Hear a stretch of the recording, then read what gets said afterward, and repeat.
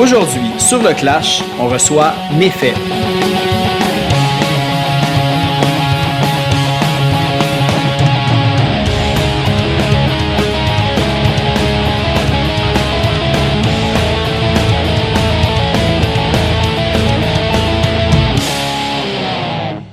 Comme que je l'avais annoncé il y a quelques semaines, aujourd'hui, on reçoit le groupe Méfait. Vous allez voir, c'est une entrevue super intéressante. Là. Les gars, ils ont été dans tellement de bands vraiment cool que je pense que vous allez découvrir quand même pas mal de projets. Évidemment, on va se concentrer sur Méfait qui ont sorti Dark Turn tout récemment, au mois de juin. Mais juste avant d'aller à Méfait, je veux remercier, et oui, encore une fois, un nouveau membre Patreon. Gabriel, merci beaucoup Gab de t'être inscrit au Patreon.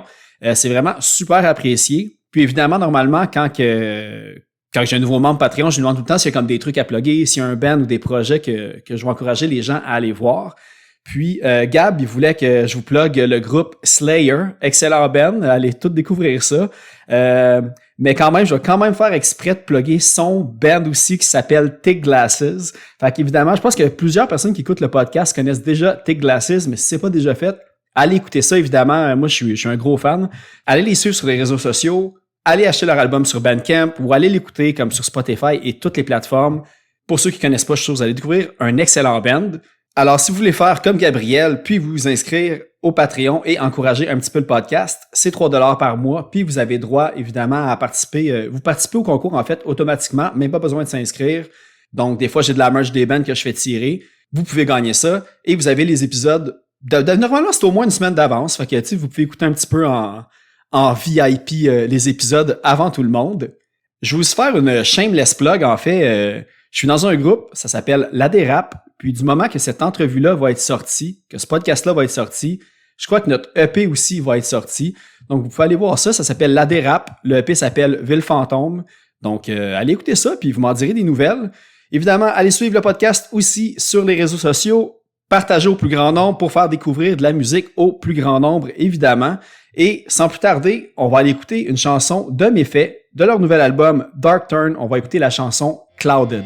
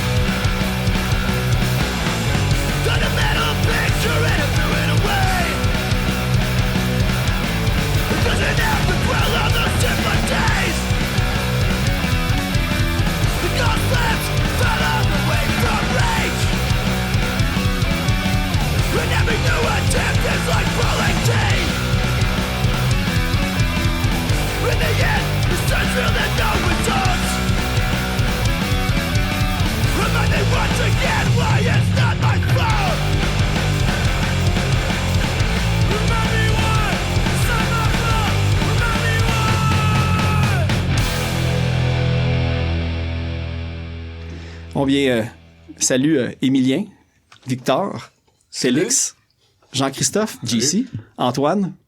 Vous allez bien? Méfait? Allô, oui. Allô. Salut Phil, merci. Merci de l'avoir invité, man. Ah, ben, je suis super content. Puis en plus, là, tu sais, je check tout le temps un petit peu mes notes avant de faire les entrevues. Puis, genre, statistiques là, de même pour commencer. Là, on va appeler ce podcast-là, genre, le Clash reçoit méfait. Mais le titre aurait pu être beaucoup plus long que ça. J'ai calculé que vous avez été à peu près à la gang entre 25 puis 30 bands tout ensemble. Je pense qu'il y en a à peu près 6, 7 ou 8 d'actifs en ce moment. Fait que bref, tu sais, c'est quand même un... Puis j'ai tout vu que vous avez déjà joué au moins 1, 2 ou 3 fois dans les mêmes bands, précédemment celle-là. Fait que ça fait une espèce d'organigramme fucké, comme vraiment difficile à suivre. Fait que là, Méfait, c'est votre nouveau projet.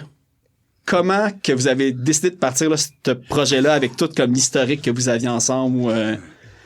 Dans le fond, Méfait, c'est un band qui a commencé il y a à peu près 2 ans et demi. Moi, j'étais marié avant, j'ai 2 enfants, puis j'ai comme pris un break de la musique pendant à peu près 5-6 ans. Puis là, quand je commençais à avoir plus de temps, bon, j'ai eu ma séparation, plus de temps libre, ben là, j'ai décidé de recommencer à jouer de la musique. Fait que avec Félix, on a comme commencé à jammer dans son garage. On a fait ça quoi, un bon hiver au moins, là. On a composé au moins 10-15 tunes, là, plein de stocks, là, sans arrêt. On composait tout le temps, quasiment 10, 15, 20 heures semaine.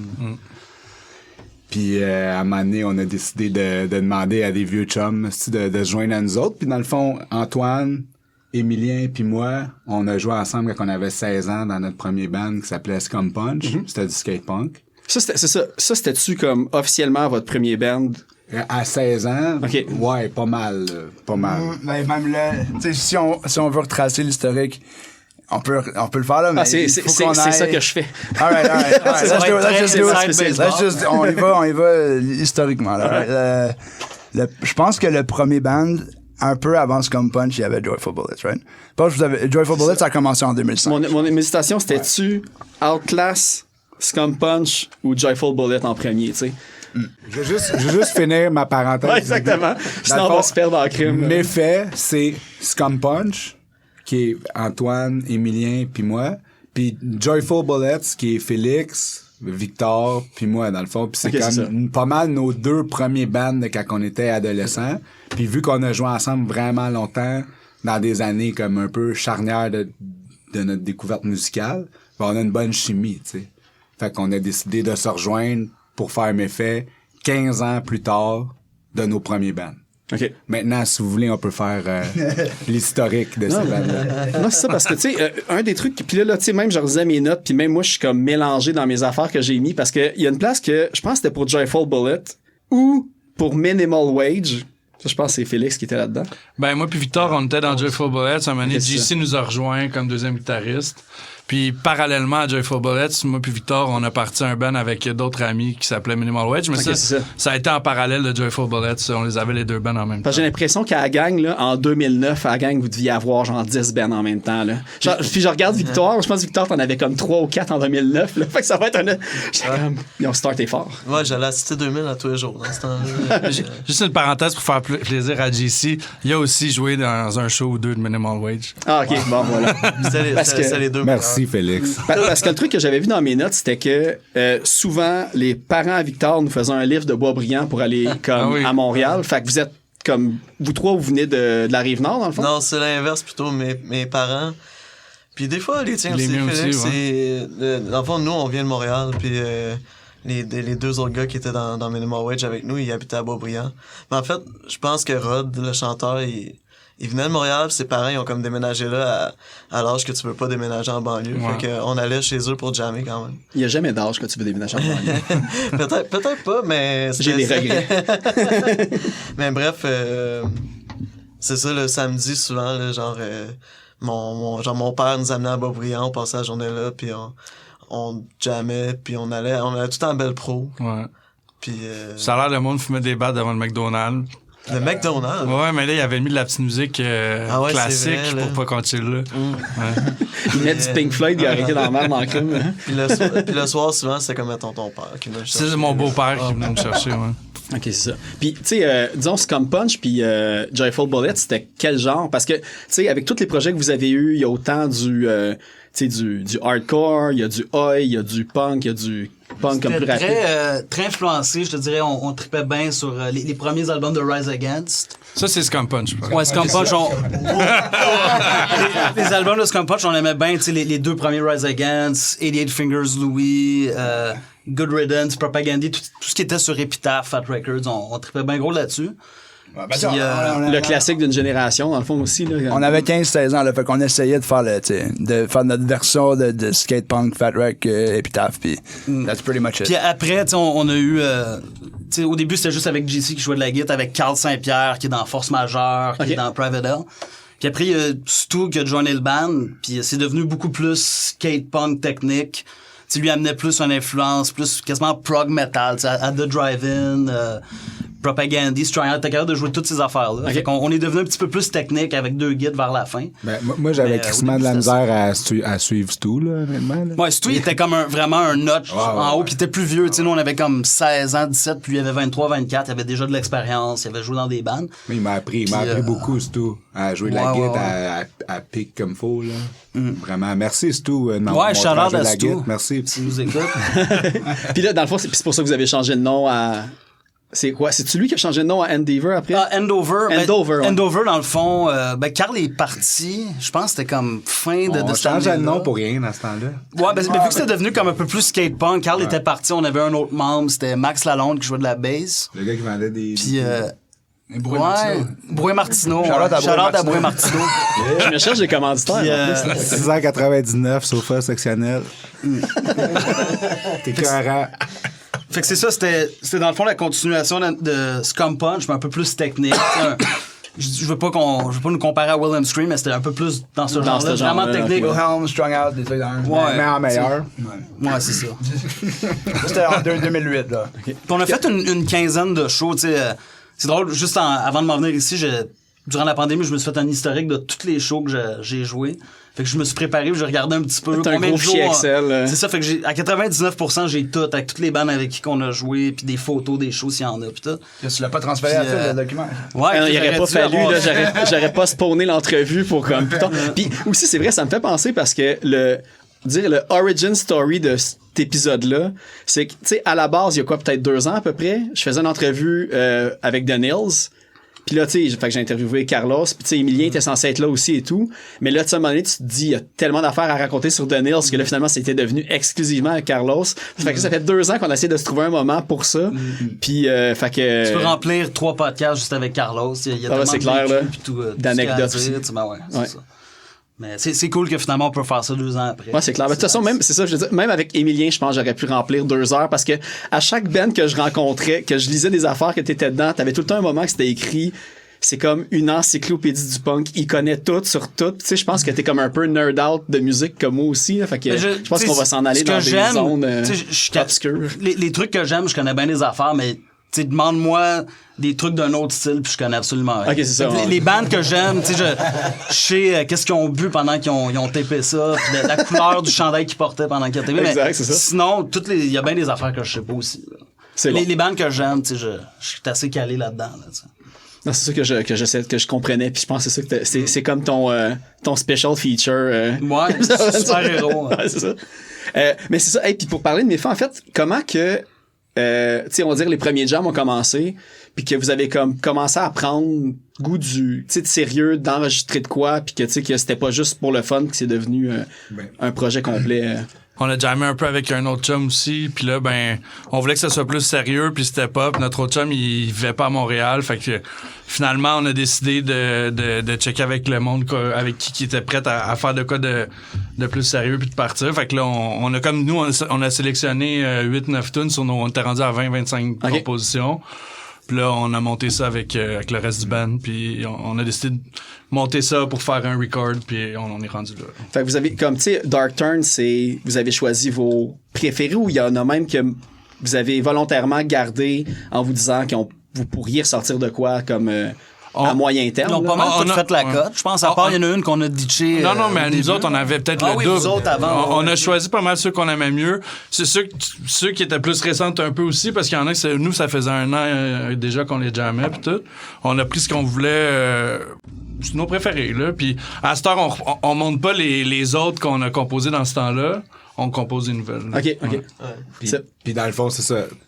La raison pourquoi on voulait faire un LP à tout prix, c'est aussi parce que, genre, moi, j'avais jamais rien sorti, puis c'était vraiment important pour moi de sortir quelque chose comme physique ou, tu sais. Surtout quand tu as déjà eu plusieurs projets avant, c'est comme une espèce de bucket list que tu vas absolument. Quand t'as eu plein de projets puis qui ont jamais abouti nécessairement à part MySpace puis que là il y a plus rien sur MySpace. Fait que là, tu sais, on a des bands complets qu'on avait des tunes puis personne les a gardés, tu sais. Mais c'était ça parce que c'était Outclass que j'ai comme pas rien trouvé nécessairement d'enregistrer ou. Ouais, ben ça c'était Joyful Bullets. Quand on a perdu notre chanteur, on a décidé de partir un nouveau band, on trouvait un nouveau chanteur, on a composé tout du nouveau stock. Puis ça a pas duré bien longtemps avant qu'on split. 7-8 shows. Fait qu'on finalement, on n'avait pas rien enregistré. On avait un enregistrement d'un micro multidirectionnel ou unidirectionnel dans un jam, là. Ça avait été mis sur MySpace, puis c'est disparu avec tout le reste de MySpace. Ouais, ça, personne l'a fiché, je pense. Non. Je me rappelle, par exemple, c'est genre la seule affaire, mes parents ont dit qu'ils avaient pas aimé ça. Mais moi, j'aimais ça. Mais je trouvais ça bon. Ouais, mais je trouvais ça drôle parce que de tout ce que j'ai fait, mais ça, mes parents, ils avaient dit, ça. Mais tu m'as dit que ta mère, elle avait encore à quelque part, ce fichier-là. Non, elle a des trucs de Joyful Bullets qu'on a pris. Je sais que j'ai vu que le Minimal Wage, il y a comme un démo que c'est comme enregistré live au bar Saint-Laurent 2, là. Okay. Donc j'avais vu. Ben, je pense que j'avais trouvé même sur YouTube, mais genre juste des extraits. On a eu de la chance avec ça. C'était, on faisait la première partie de Barricade Mentale qui faisait une vidéo pour leurs 5 ans. Puis tout le son était seté pour leur recording. Puis nous autres, ils ont pesé sur le record puis ils nous ont donné ça à la fin du show gratuit. Fait que direct la console, dans le fond. C'était notre avant-dernier show officiel, en plus. Ouais, genre. Fait qu'après ça, on a fait un release d'un CD de ça. Puis c'était notre show d'adieu, dans le fond. Comme Kiss, mais avec moins de ventes. C'est ça. On était chanceux parce que dans ce temps-là, c'était quand même pas... Tu sais... excuse-moi, je vais me mettre... Non, c'est correct. Mais tu peux le prendre et le tourner aussi. Là. C'est ça. Puis là, ça se peut des fois que le son soit inégal pour l'auditeur parce qu'on a 3 micros pour 5 invités. Mais aussi, Avertissement. je pense qu'une des raisons pourquoi il n'y a pas beaucoup de documentation audio de tous nos premiers bands, parce qu'on jouait beaucoup quand même... tu sais, je pense, Joyful Bullets, je sais pas combien de shows on a joué, mais on a joué beaucoup. Au moins, puis dans ce temps-là, il y avait quand même beaucoup de monde qui venait dans les shows, puis on a eu des gros shows pareils. Puis, mais je pense que dans ce temps-là, c'était avant la grosse effervescence d'avoir une carte de son chez vous, puis de pouvoir faire des trucs nous-mêmes, tu sais. Même maintenant, tu peux taper ton jam avec ton iPhone, puis ça sonne correct. Puis dans ce temps-là, c'est ça, là, Outclass, c'était comme fou là, qu'on ait eu un micro pour un jam. Puis je pense pour ça que maintenant, on est comme content dès qu'on peut enregistrer. Moi, en tout cas, je sais que je suis un gros fan de faire du studio, puis dès qu'on peut, on enregistre, parce qu'on dirait que on est comme peut-être la dernière génération que c'était pas aussi facile. Ouais, puis là, c'est vraiment de valeur là, pour tout. Puis même, quitte à garder des tunes qui font pas la cote pour un album, c'est le fun de les avoir puis de pas les perdre, tu sais, comme pour retourner, comme choisir dedans des riffs, des affaires comme ça. Puis tu sais, ça... Ben, c'est à peu près à la même temps que l'apparition, on va dire, de Facebook. Là, c'est quoi, 2007, 2008, 2009? Souvent, les bands de cette période-là, tu sais, dans le pire des cas, si t'as pas de recording, t'as tout le temps quelqu'un qui a une photo, une vidéo, des trucs qui peuvent comme au moins laisser une trace. Mais avant ça, c'était comme si tu sortais pas de CD ou de cassette, justement, démo, mais c'est perdu à tout jamais. Là. Ouais, c'est ça. Puis tu te souviens pas de tout ce que tu faisais pour... Tu sais, disons, hey, on va juste le réenregistrer pour garder ce qu'on a fait. Ouais. Non, impossible. Là. Personne ne se souvient de rien. Puis... Je pense que, tu sais, on a de quoi d'un peu toutes les bandes. Sauf Outclass, on a de quoi d'un peu toutes les bandes, mais, tu sais, on a ça même faire un CD, c'était... Je sais pas, moi, je me rappelle, c'était... Minimal Wage, on les avait fait là, avec une imprimante, là, puis j'avais acheté des stickers que tu pouvais imprimer dessus, mais... C'était pas... Maintenant, aujourd'hui, je suis comme, si je veux faire un CD, je vais aller ça. Tu sais, je vais juste je vais envoyer de l'argent à quelqu'un, puis ils vont arriver chez nous. Ça va être moins cher, plus rapide. Ouais. Tu l'as mis sur YouTube, Minimal Wage? Ouais, le CD show. Live Catastrophe. Ouais, exactement. Ben, ouais, ça, j'ai écouté pendant un bout, là. Fait que, ouais. Je me sais plus si c'était sur YouTube ou sur un Bandcamp. Il y a eu quand même un hype sur Minimal Wage. Quand on était jeune, là, le monde aimait ça. Il y avait, je pense que Rod, ça, j'en parlais avec Félix hier, parce qu'on s'est vu hier soir, puis je pense que Rod, c'est vraiment quelqu'un qui écrivait des super bonnes tunes. Tu sais, c'était... Le chanteur de Minimal Wage? Le chanteur, ouais, c'est pour être plus précis. Il y avait déjà tout...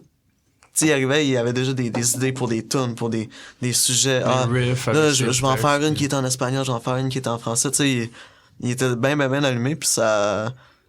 Je pense que les compositions étaient originales, pareil, surtout pour l'âge qu'on avait. Un esti bon frontman aussi. Ouais, aussi. Il courait de gauche à droite, sautait partout. C'était nice. J'ai entendu dire, il me parlait de son prochain band qui allait sortir de quoi bientôt. C'était ça ma question. Il est actif dans quoi en ce moment? Son prochain band, c'est très nice. Ça s'appelle Conatus. C'est pour le monde qui trippe hardcore, néo-crust un peu. Je pense qu'il joue du drum, ça sonne bien, Il man. joue du drum, puis il chante en Il joue même du temps. drum, puis il mais- chante. Conatus, Conatus. Mais quand on a split avec Minimal Wedge, lui, il est allé plus dans la scène de techno, là. Mais là, je connais vraiment pas cette scène-là, mais il mixe, puis il a quand même fait des gros shows dans cette scène-là. Je connais pas son nom d'artiste non plus, là. Mais je sais qu'il était du genre de techno fucké, Ok, là. ok. Moi, Avec je l'acide pis tout. Moi, je sais qu'il me disait, faudrait que tu viennes à un rave parce que c'est comme moché dans un show punk. Ouais. J'étais comme, Ah, je pas sais mon pas. truc. Ça aurait changé ta vie. Comme marcher sur le moche. Ouais, c'est ça. Hey, puis, mais c'est ça. Là, c'est Scott Goliardi qui a enregistré votre album. Moi, il me semble de ce que je sais qu'il a enregistré d'autres albums, mais je pense qu'il drum pour Offside, puis... Offside, la gâchette, force majeure. Ok, c'est ça, quand même. Un bon trio de band. Subsistance, ça existe des fois, non? Non, c'est vrai. Ça existe plus, mais il était dans Subsistance, ouais. Mais des fois, il me semble que genre, là, comme 4 ans, ils ont fait. Je sais pas. Hein? Je Ouais, sais pas. il a fait un album, puis c'est Mathieu qui a fait notre pochette, qui a fait leur pochette aussi. Fait que vous êtes avec lui dans le fond, parce que là, tu sais, je veux dire, bon, on l'a déjà dit comme au début, mais vous êtes vraiment comme... tu sais, vos chemins se sont entrecroisés des tonnes et des tonnes de fois. Fait que j'imagine Scott, c'était comme déjà un ami de la gang, puis Ben, vous saviez qu'il travaillait bien. Dans le temps aussi, justement, on faisait des shows avec Subsistance que Scott il jouait dedans. Puis Scott, ça fait un bout là, qui enregistre au studio de 440 au Cité 2000. Puis c'est là qu'on jammait aussi. Puis tu sais, c'est un ami, c'est dans le même milieu. Puis il avait fait une bonne job avec Ad Vitam aussi. Fait que, tu sais, nos amplis étaient tous déjà dans son local d'enregistrement. Fait que la question, elle se posait pas vraiment. C'était logistiquement parlant, c'était parfait. C'est ça. Puis il travaille super bien. Puis... Ok. Ouais, il fait une crise de bon job. Ouais. Puis, tu sais, il fait ça pour le love, là. Il aime la scène locale, ça paraît. Puis, comme, nous autres, on veut aller avec du monde de même tout le temps. Non, c'est clair, là. Ouais. Puis, ben, c'est ça, ben, tu sais, puis là, on a nommé Ad Vitam, la gâchette, fait qu'on peut faire un petit chiffre vers là. Ça, ben, Félix, toi, c'est 2 bands que, en ce moment, t'es dedans. Ouais. Puis tout récemment, ben, la gâchette, ils ont annoncé, là, je sais pas c'est comment que ça s'est passé, puis c'est quoi le deal. Ben, eux autres, ils perdaient leur bassiste. Ils m'ont demandé. J'ai fait un jam avec eux, puis ils étaient bien satisfaits. Fait que, ils m'ont pris. Moi, je suis vraiment content parce que ce band-là, le premier show que j'étais allé voir la gâchette, j'avais 12-13 ans, là. C'était au United Fest. J'avais 13 ou 14 enfants. C'était en 2005. 2005. Ouais. Fait que j'avais 14. Puis moi, j'avais trippé. Puis depuis ce temps-là, tu sais, je suis cette band-là. Puis avec le temps, justement, j'ai fait des shows avec eux, puis tout. Puis là, ben, c'est ça. Je sais pas exactement les détails de pourquoi que Carl est parti là, à bass, mais moi, j'étais bien content qu'il me demande. Puis ça concordait avec le fait qu'Ad Vitam, c'est fini. Là. OK. Ah, tu vois ça, je sais, par exemple. Ouais. Ouais. Fait que là, j'étais comme... Ben, il y a un band de main, un band Puis, tu sais, band puis, de je veux plus. dire, la gâchette, tu sais, il roule depuis... Ils roulent depuis 25 ans. 98. Ils font des tours puis tout. Moi, Ouais, puis j'ai tellement entendu de fois qu'ils sont big au Mexique, là. Je sais pas, je pense qu'il y a 2-3 personnes qui m'ont dit ça pendant le podcast. Ils sont allés souvent au Ouais. Mexique. Ils sont retournés l'année passée, Ouais. d'ailleurs. Ben, moi, j'ai bien hâte d'aller au Mexique. C'est ça. Ouais. Cool. Puis, ben, puis ça, puis là, ben, Ad Vitam, dans le fond, ça s'est terminé, on va dire, au post... Ben là, Ouais. post-pandémie, je sais même plus si on est plus dedans. Ça s'est terminé dernièrement. Là, notre chanteur nous a lâché. Là, les raisons, c'est à lui qu'il faut demander. Là. Nous autres, on ouais. était bien déçus dans le band. Le projet, il menait à quelque part d'intéressant, puis c'était bon. Là. Mais écoute, on peut pas remplacer un chanteur comme un guitariste ou un drummer. Non, dans c'est un ça, band. ouais, j'avoue, Fait là, c'est que, clair. on a décidé de split. Fait Ah, c'est marrant parce que ça, justement, le EP, le 7 pouces est sorti l'année passée. Ouais, ça faisait ça s'appelle Ad Vitam, ça a duré 1 an et demi. Ah ouais, c'est ça. Oui, moi. Ouais, c'était quoi, donc? J'avais noté que ça voulait dire en plus. C'est comme pour la vie, dans le fond. C'est une expression en latin, ad vitam aeternam, ça veut dire à jamais pour toujours. Ok, c'est ça. Ouais. C'est juste le ad vitam, c'est pour la vie. Ok. Finalement, pour 1 an et demi. C'est bon. En plus, tu sais, j'avais choisi, tu sais, je voulais comme montrer un petit peu tous les projets aussi, dont à part Méfait. Mais tu sais, comme une des tunes qu'on va pouvoir jouer comme à la fin du podcast, j'avais choisi la tune Ad Vitam de Ad Vitam, dans le fond. Ouais. Fait qu'on va l'écouter ça un petit peu plus tard. Puis sinon, une nouvelle cool qui est sortie, je pense, c'est cette semaine ou la semaine passée. Vous avez sorti l'album de Méfait sous Total Rampage de Jean-Sébastien Hamel entre autres de la zone hardcore si vous avez comme un podcast à écouter qui suggère plein d'affaires hardcore, la zone hardcore, puis de JF Drouin, le Alien Productions, puis je pense que lui avec il y a comme 2-3 émissions là, sur Punk Rock Radio, puis un tripper évidemment de hardcore. Comment que ça s'est fait ce deal-là? Dans le fond, moi j'ai vu ça passer qu'il y avait un nouveau label qui voulait signer des bands hardcore au Québec. Puis je les ai écrits, je leur ai envoyé les tracks là, avant qu'on sorte sur Bandcamp.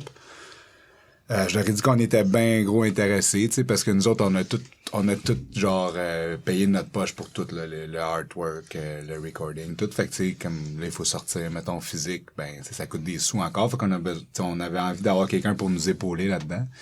Puis ils nous sont revenus il y a à peu près 2 semaines. Puis ils ont écouté l'album, puis ils étaient comme let's go les gars, on vous signe. Puis là dans le fond ils ont signé Offside, le band Ascot là qui nous a recordé. Total Waste, un asti bon band hardcore aussi, un peu plus métallique. David Gonzalez, je pense. Ouais, le chanteur David. Puis nous autres dans le fond ils nous ont signé. Puis là pour l'instant on est 3 bands, mais ils cherchent encore des bands le fun pour se monter un catalogue, un site internet. Bientôt on va sortir une version CD puis une version cassette du LP. Des t-shirts, tout le kit. Ok, c'est ça, j'ai vu qu'il offrait le full 360 puis, dans le fond, la merch, les arrangements de booking. Des shows en dehors de Montréal, comme vraiment tout le kit. Là. Puis eux autres, dans le fond, une des valeurs vraiment cool qu'on aimait, c'était comme ils voulaient faire un truc comme vraiment comme la famille, comme quelque chose de tissé serré. Puis vous êtes super, je veux dire, Offside, Total Waste, puis vous autres, en package, ça vient super bien ensemble. Vous avez des points communs, mais vous êtes quand même différents comme style aussi. Fait que, je veux dire, c'est vraiment... puis on se connaît tous, on est tous des amis. Fait que, c'est cool, on est contents. On est allé avec eux, puis on leur fait confiance, puis c'est ça, ça va bien aller, là, je suis sûr. Okay, cool. Puis il y avait vous avez parlé du artwork. J'ai vu, je pense que c'était comme à la base un tatoueur qui a comme fait une image. Avec lui, c'est-tu quelqu'un que vous connaissiez déjà ou c'est un artiste que vous avez trouvé comme à force de fouiller un petit peu? C'est Mathieu Chartrand, M-Charts de la coop Crève-Cœur, dans le fond. Puis ça fait quand même comme 12-15 ans qu'on le connaît. Mais tu sais, c'est un gars de Schlaga, là, dans le fond. Avant, il faisait la revue L'Attaque. Je sais pas si tu connais ça. Non, malheureusement. C'est une revue un peu anarcho-punk comme... dans Schlaga, dans le fond, qui traitait beaucoup de sujets politiques puis sociaux, dans le fond. OK. Puis lui, il dessinait ça, il faisait ça avec son ami Phil, puis dans le fond, il est toujours resté autour de nous un peu, là, tu sais, comme... fait que j'ai toujours trippé sur ce qu'il faisait, puis je sais que lui, il aime ça, genre, il en a fait, je pense qu'il a fait 1 autre ou 2 autres projets de pochettes de 10 vinyles. OK. Puis lui, dans le fond, il m'a dit, si j'aime ça, tu sais, je suis down, là, je vais le faire.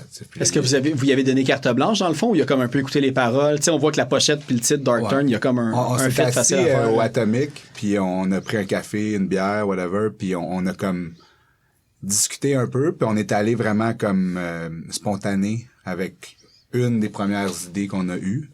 Puis c'était comme vraiment l'idée comme du reflet dans le téléphone pété, tu sais, l'espèce d'introspection en fin de soirée où ce que t'as pas nécessairement fait les meilleures décisions. Non, tu vois les clopes pis les bouteilles en background. C'est ça. C'est des sujets qui nous sont quand même comme d'actualité puis qui sont revenus dans nos vies, tu sais, puis comme on voulait quand même avoir un message positif avec ce groupe-là. Puis dans le fond, cette idée-là est venue. Je pense que c'est Mathieu qui a eu l'idée. Ouais, c'est lui qui a pris c'est lui qui est arrivé avec l'idée, puis on était down quand même avec son idée tout de suite, puis tu sais il était bien ouvert à toutes nos suggestions pour ajuster à son idée, puis c'était vraiment facile de travailler avec lui. Cool. Ouais, puis c'est vraiment un artiste incroyable. Oh ouais, super, malade. Fait que c'est bon, tu sais, j'avais pas peur, je savais que ça allait être cool. Là, puis est-ce que vous vouliez justement que c'était-tu à la base quand vous faisiez les premiers jams pis tout, saviez-vous déjà la direction de des paroles puis du mood que vous vouliez avoir, est-ce que vous vouliez que ça soit comme intense, rapide, gueulé, plus vers le hardcore, plus vers... Ouais, moi, je savais de quoi j'allais parler dans l'album. Je sais pas trop d'où c'est venu comme influence, mais je savais déjà pas mal tout le sujet de l'album, qu'est-ce que ça allait être. Là, ça parle pas tout de ça, mais on s'entend que t'as lu un peu les paroles, je sais pas, là, mais ça parle pas mal de problèmes de consommation, de dépression, de se douter de soi-même, tout ça. Puis c'est peut-être quelque chose que je pourrais peut-être relate à ça un petit peu, on sait pas. Mais ouais, ça, tu sais... Moi, j'aime pas ça écrire des tunes qui parlent un peu de n'importe quoi, puis aussi de... Tu sais, je suis pas super comme politique, là, tu sais, j'ai mes opinions sur les trucs, mais genre, tu sais, ce serait un peu... Ce serait pas full...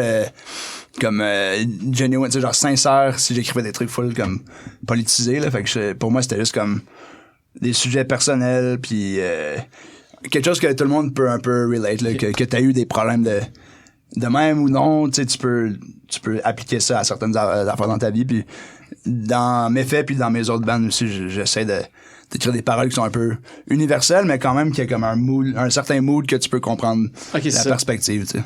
Parce que ça, je me demandais, parce qu'évidemment, tu sais, j'avais pas assez d'heures dans une journée pour écouter tous les albums que vous avez sortis à la gang, là. Tu sais, justement, c'est ça ma question, parce que, tu sais, il y avait, tu sais, Deeper Well, No Bones, Tightrope, puis là, j'en oublie ça. Inside Riot. Ouais. Tu sais, si c'était le même genre de création, justement, pour les paroles et tout ça, parce que c'est pas toutes les bandes que j'ai nommées, il y en a pas deux qui ressemblent exactement au même style musical non plus. Ouais, non, mais pour moi, les paroles, dans le passé, j'écrivais des tunes un petit peu plus goofy, là, des fois, des sujets un peu weird, mais à un moment donné, c'est comme, alright, je suis plus au secondaire, là. Puis, t'as gagné en maturité. Ouais, un petit peu. Mais sinon, non, si tu checkes les paroles de Deeper Well, de No Bones, de Tightrope, c'est un peu la même chose, là. Okay. Genre de sérieux, mais pas trop comme over dramatique, là, juste comme, qu'est-ce qui se passe dans ma tête, puis that's it. Okay. That's it. Tu sais, vu qu'on a nommé Tightrope, parce qu'évidemment, la réunion au Poudza n'a jamais c'était tellement cool, c'était le fun, hein? Ouais, c'était une des premières annonces qu'on a faites comme autre. Fait que, tu sais, ça, y a ça encore, on va dire, un espoir. Ben, tu sais, c'est une idée que si vous faisiez reproposer, vous checkeriez à le faire. Ouais, si on se fait reproposer, on est ouvert. Si on se fait reproposer, on est ouvert. On est ouvert. Oui. Non, moi, j'étais super down quand ils nous avaient demandé parce que... Non, mais tu sais, flat out, ils nous ont pas redemandé, tu sais. On a dit non. Mais en fait, tu sais, je sais pas si ils ont... Genre, tu sais, on va en parler, whatever. Comme, on l'a dit oui, puis on était comme cool, OK? Puis là, ils ont... Tu sais, évidemment, il y a eu le petit virus, là, qui est arrivé. Je sais pas si vous avez entendu parler, mais il y a un petit virus. Puis tout a été annulé, right, pendant comme 2 ans. Puis eux, au début, ils étaient comme, vous voulez-tu jouer... l'année prochaine, tu sais, comme on va recéduler l'année prochaine avec toutes les mêmes bandes. Moi, j'ai répondu genre, yo, c'était comme en avril, tu sais, 2020, là, j'étais comme, who knows, tu sais, comme, qui sait qu'est-ce qui va se passer, tu sais, c'est l'apocalypse en ce moment. Fait que je peux pas te dire avec certitude qu'on va être prêt pour, c'est ça, fait que j'étais comme, je peux pas te dire oui parce qu'on sait pas qu'est-ce qui se passe. Dans le temps, Victor était dans Mondays Bay. Dans le temps, il y avait Mike, l'autre il est encore là, Mike. Mike, il habite à Vancouver, là, un des guitaristes de Tightrope qui habite à Vancouver. Fait que lui, il fallait qu'il vienne ici. Fait que c'était un peu compliqué de juste dire oui, for sure, on peut le faire. T'sais. Mais je pense que juste le fait qu'on n'était pas super comme oui, for sure, ça fait qu'ils nous ont pas redemandé après. Mais c'est super tough en plus. Là, je sais plus à qui je pense que c'est ça, c'était Jeff de Sub. Il disait qu'à chaque fois qu'il faut qu'il fasse des réunions après une couple d'années, c'est des heures et des heures de jam parce que ça fait longtemps que tu réapprends les chansons puis pour que ça soit bon avant de présenter en spectacle. Fait que tu sais, t'as pratiqué, t'es prêt, tu te fais choquer, tu refais la même affaire à un moment donné, puis surtout avec les billets d'avion en plus, s'il y en a qui on avait même pas jammé. C'est ça, c'est qu'on avait pas pratiqué. On avait même pas jammé une fois, tu sais, fait que c'était pas comme... C'était déjà dans le plan de pas jammer, chacun de son bord. Mais non, mais tu sais, on était down de le faire, puis de se revoir surtout, puis de reculer, puis tout ça. On était vraiment down, mais... Obviously, la vie a eu d'autres plans, mais je dirais que si l'offre revient, on va pas dire non right away. On est down. C'est le ou même éventuellement dans un autre contexte que le Poudza fait, juste pour le fun un moment donné. C'est ça. C'est sûr que là, Mike est retourné vivre à Vancouver, mais je pense que pour tout le monde qui a joué dans ce band-là, c'était comme notre premier band qui on s'est promené en band, tu sais, puis on avait comme fait des choses qu'on pensait jamais faire déjà.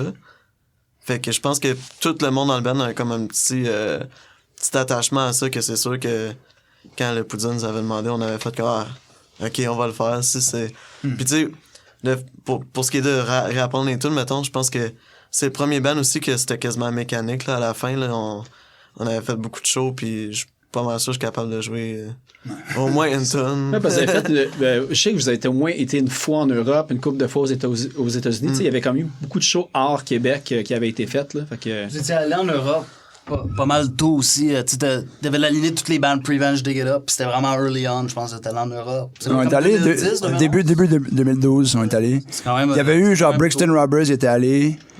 Puis il y avait Sainte-Cat ou tout, là, mais c'est pas vraiment dans la même catégorie. Là, mais on sentait pas dans le même... Non, mais dans nos peers, dans nos l'entourage. Ouais, dans notre entourage, il y avait juste, je pense, Brixton Robbers qui avait été en Europe.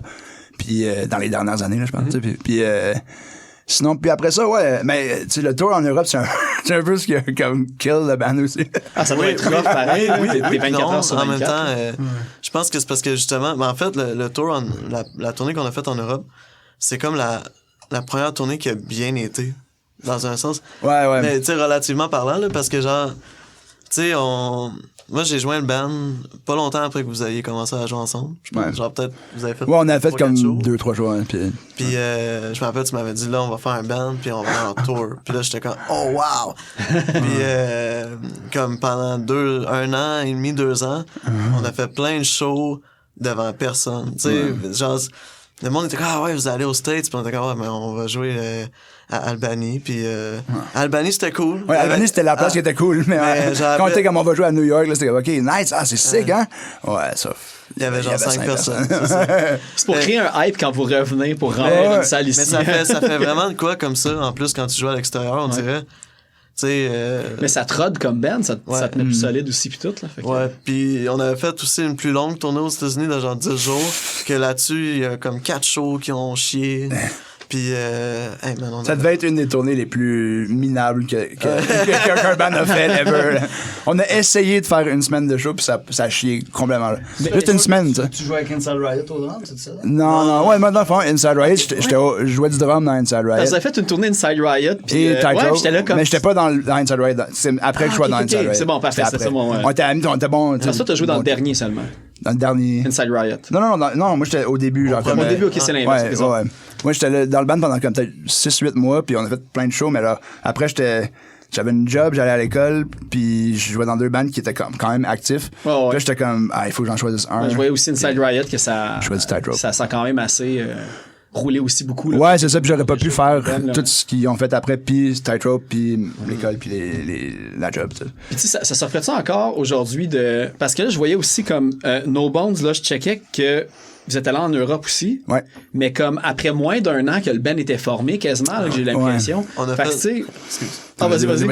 On a fait genre 65 shows en comme 1 an et quart, puis après ça, on était comme fuck that. Parce que dans le fond, No Bones, on a parti ça juste moi puis Antoine après que Tightrope ça l'ait fini.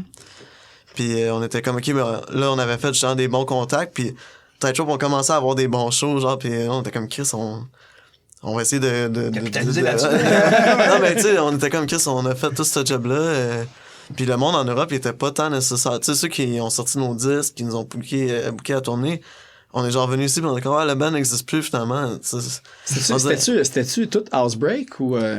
Non, ça c'est arrivé après. Okay. Quand nos bands ont commencé, je pense que Housebreaker, il avait même pas sorti de tape encore. Je pense qu'il est en train de sortir le tape de Bummer. Ouais, sûrement. Bummer.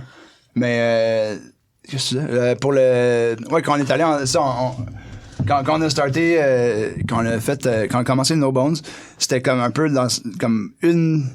C'est pas la raison qu'on a starté le band, mais genre, un des aspects qui était cool, c'est qu'on pouvait un peu préserver le momentum qu'il y avait eu avec Tightrope un petit peu.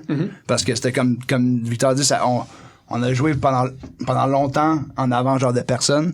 Puis là, ça commençait, tu sais, il y avait pas comme une tonne de monde dans nos shows, mais un steady 50 à 100 personnes qui se pointaient pour... C'est quand même excellent. C'est quand même cool. Puis là, genre, Mais tout de suite après, on était comme, bye. Fait que là, on était comme, on fait un autre band, là, on repart en tour. On a un booker qui nous aime full. Tu tombes en sevrage. Puis man, le gars, c'est notre ami Thibaut qui a appris qu'il a joué dans Not Scientist. Je sais pas si tu connais. Ouais, je sais c'est lui qui a le podcast avec Chris aussi. Là, non, on parle de nous dans la France. Ok, c'est le gars qui nous a booké là-bas. Ouais, lui, il a booké Tightrope.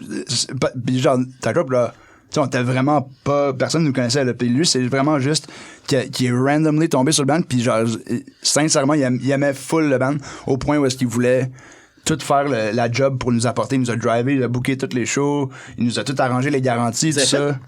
Un split avec un band de France aussi, ça se peut-tu? Non, ok, peut-être je mélange. Non, on a sorti un mélange avec Prevenge. Ouais, eux, ils ont dû sortir peut-être avec Wank for Peace. Genre. Ah oui, avec Wank for Peace, ouais. Mais avec eux, justement, on a joué genre une couple de shows avec eux quand on était avec Tightrope, puis genre le meilleur show de la tournée, c'était avec eux, là, à Angers, en France. C'est quand on est retourné avec nos bombes, c'était... Ouais, encore c'était le meilleur show. Ouais. Ah ouais. Hey, je suggère, on va aller écouter Pitfall, puis on revient tout de suite après. Good. Parce que j'ai 1000 questions dans ma tête que je vais vous poser encore, puis...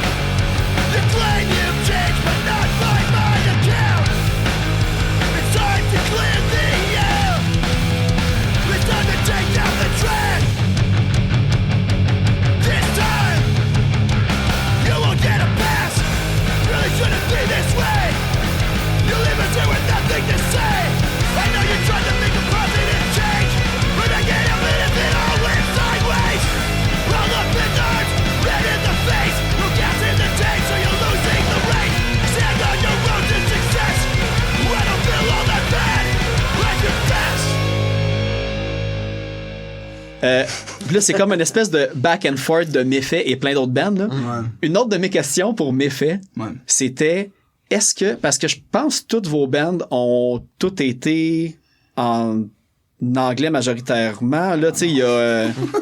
non, mais je veux pas de question par rapport comme je chantais en français ou chantais en anglais et tout, mais le nom du band, moi, quand, tu sais, parce que quand Emilien m'a envoyé les chansons, tu sais, la première affaire que j'ai vue, c'est que je pense qu'il y a Saboteur ou Sabotage, je me souviens plus, que, tu sais, il y a des... Mais c'était quoi le choix du nom en français puis des paroles en anglais? Ben, attends, je peux dire de quoi? Non. Mais ça sonne nice, là, Méfait. Ouais, mais c'est ça, c'est simple, efficace puis c'est facile à se souvenir aussi. Là, au début, tu sais, Méfait, c'est comme, c'est un truc que tout le monde est accusé un jour ou l'autre, tu sais, je veux dire. Certains plus que pas pour toi. Ouais, c'est ça. Fait que ça, en tout cas, quand on a starté le band, ça nous rejoignait comme mot. Puis genre, On trouvait ça... Moi, je trouve ça cool des bands qui chantent pas nécessairement dans leur langue, mais qui choisissent le nom de leur band dans leur langue, mettons. Tu sais, quand quelqu'un d'une autre nationalité dit le nom de ton band, ben tu sais, c'est... Moi, je trouve ça cool. Comme il y avait un dude qui a fait jouer notre tune au UK, je pense. En Écosse. En Écosse, puis il essayait de dire mes faits, tu sais, c'était drôle en tabarnak. J'ai essayé 4-5 fois de dire. Mes faits, tu sais, c'est cool. C'est quoi la traduction en anglais de méfait exactement? Malfeasance? Non, Mischief. Okay, ouais. Dans le code criminel, c'est Mischief. Ah, puis il y a plein de... Il y a déjà des bands genre Mischief, Brew, Mischief, quelque chose. Misfits, c'est pas loin non Ouais, plus. c'est ça, ouais. Fait que non, méfait, c'est meilleur. Puis on l'a checké, puis il y avait aucun autre band qui s'appelait de même, puis on trouvait ça cool, tu sais, sur un flyer, sur un t-shirt, tu sais, ça frappe. Puis au début, Antoine, il pensait qu'on voulait absolument que ce soit en français. Puis finalement, il est plus à l'aise en anglais, fait que genre, tu sais... Il y a quelqu'un dans le band qui s'est opposé aussi. Ouais, et on ne nommera pas, là. Emilien, il aimait pas trop ça en français, tu sais, mais c'est correct. C'est juste, j'aime ça jouer de la musique, tu sais, qui reflète ce que j'écoute. Puis j'écoute pas beaucoup de musique en français, tu sais. Jean Leloup. Jean Leloup. Il tripe ses à part trois Jean accords, Leloup, tu sais, je les compte sur les doigts d'une main, les bands en français que j'écoute. Ah ouais. Fait qu'à un moment donné, je pense que c'est JC, il a dit, les nouvelles tunes vont être en français. Puis moi, je pensais, tu sais, avec Antoine dans le band, on a eu 3 bands ensemble. Moi, c'était automatique que c'était en anglais, tu sais. Fait que quand il m'a dit ça, j'étais comme... Emilien, il m'a appelé. Je l'ai appelé, j'ai fait quitter le band. Il m'a dit, là, JC, là, faut qu'on se parle. Là, j'étais là, bon, qu'est-ce qu'il y a? Là, il commence à me parler. Il me dit, tu sais, j'aime bien ça, mes faits, mais tu sais, moi, j'avais pas compris là, que ça allait être en français. Fait, ouais. Je suis désolé, les gars, mais il faut que je m'en aille. Là, je suis comme, mais là, Emilien, j'ai pas dit ça de même. Là, Emilien, calme-toi, là, on va chanter en anglais, c'est beau. Là. Ah ouais. Puis pour le nom, on s'est fait un petit brainstorming pour voir si on trouverait pas de quoi en anglais, mais on a trouvé rien de plus cool que Méfait. Mais tu sais, même le nom le plus cool ou cool, un nom ridicule, à un certain point, le nom devient plus important tant que le monde reconnaisse ton nom puis voit ton show. C'est ça. Tu sais, parce que tu sais, sinon, là, comme vous le disiez, moi, quand j'étais plus jeune puis j'avais des bands, tu sais, on pouvait avoir le même band, les mêmes tunes, mais on a changé 4 fois de nom, puis tu sais, t'as plus ton dernier nom, tu veux revenir au premier. T'en choisis un, tu le gardes, peu importe, tu continues avec, puis... Je donne tout le temps l'exemple qu'il y a un band qui s'appelle Diarrhea Planet, puis c'est comme un bon band, vraiment un bon band. Je pense que c'est la deuxième fois que c'est nommé. C'est un bon band qui pogne, qui ont leur une goal, genre, ça hype, ça a bien marché, là, tu sais. Puis ça s'appelle Diarrhea Planet, you know what I'm saying? Exact.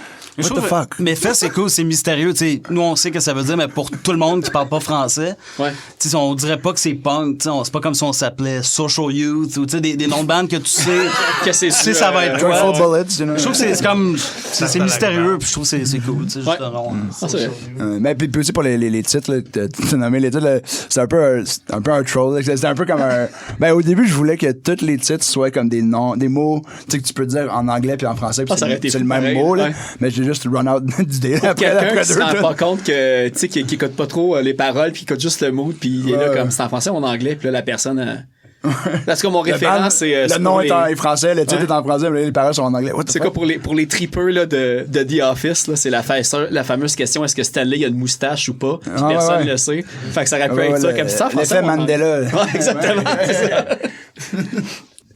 Sinon, d'autres trucs que je vais checker. C'est ça. Bon, on en a parlé avant l'enregistrement, mais tu sais, Victor, t'es aussi dans Puffer en ce moment. Puis, by the way, c'est... Ça rock, en estime. Mais ça ressemble à... En tout cas, au moins à Montréal, ça ressemble à rien d'autre que tu peux comparer. Même décrire le style, c'est difficile. Puis il y a vraiment un bon hype, très mérité. Moi de cette année, c'est dans mes top sorties là, que tu fais comme un wow quand tu l'écoutes parce que justement, ça te surprend puis tu fais comme... Ah, merci, c'est fin. Fait qu'il n'y a pas d'autres questions, c'était tout. Mais c'est ça, mais comment que ça a parti? Parce qu'évidemment, c'est comme si c'était parti de 2 projets post-Monday's Bay, dans le fond. Ouais, un peu, moi, j'ai comme un peu rien crissé en 2020, là. Puis, je parlais pas mal. non, mais c'est vrai, tu sais, genre, on avait une grosse année, cette année-là, de prévu avec Monday's Bay, puis, tout a chié. Fait que, j'ai pas fait grand-chose. Je me suis mis à courir un peu en sans dessin. Comme je me suis mis à course à pied, puis j'étais rentré dedans. Puis ça a donné que un de mes amis, qui est l'autre guitariste dans Puffer, lui aussi, on était comme 2 gars pas en forme, puis on était devenus pas pire. Fait qu'on allait courir ensemble un peu. Puis, dans le fond, 3 des membres de Puffer étaient dans un band qui s'appelait Ultra Ra avant. OK. Qui jouait genre du gros crise de D-beat qui va vite. Puis il avait envie de faire de quoi différent un peu. Puis au début, il m'avait parlé de faire un band qui sonne comme The Nerves, comme plus power pop quasiment. Puis j'étais full down parce que moi, j'ai toujours trippé ces mêmes affaires depuis que je suis kid, qui sont genre, tu sais, les New York Dolls, puis ces affaires-là. Puis... Mais ça ressort dans la guitare, par exemple. C'est ouais, ça, côté rock'n'roll là. Un petit peu, là, c'est ça. Puis dans le fond, ça a été full long avant qu'on puisse commencer à jammer. Dans le fond, on a décidé qu'on allait jammer au premier show d'Alvitam. Parce qu'il venait de signer pour le local. Puis on dit, t'es-tu encore down? Parce que on s'en était parlé, mais on n'avait jamais rien fait de... Fait qu'on a commencé à jammer. Puis on a, à un moment donné, notre guitariste, il enregistre tout pour nous autres. Fait que... On a fait d'aller voir Live and Die in the City. Je suggère surtout. Ben, je vais mettre une chanson à la fin, évidemment. Yes. Je pense que ça va être le podcast qui aura le plus de tunes qui va jouer dedans. Parce que comme, je vais pas faire jouer une tune de un puis pas une tune de l'autre. Je serais pas jouer de Last Mile, par exemple, parce que les autres, il y a une entrevue au complet. Jerry Chris. Ouais, c'est ça, Jerry Chris. Fait que d'ailleurs, c'est ça, ben, pour sûr, Emilien est aussi dans The Last Mile, entre autres. Fait que c'est ça, Puffer, aller écouter ça, je pense que ça va.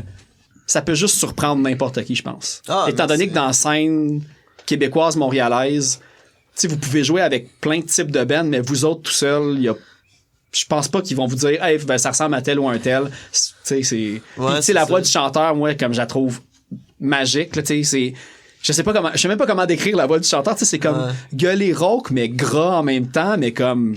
Là, je fais des moves de bras de je sais pas quoi, là, mais... Comme un bonhomme qui se promène fâché. Puis tu sais, puis live...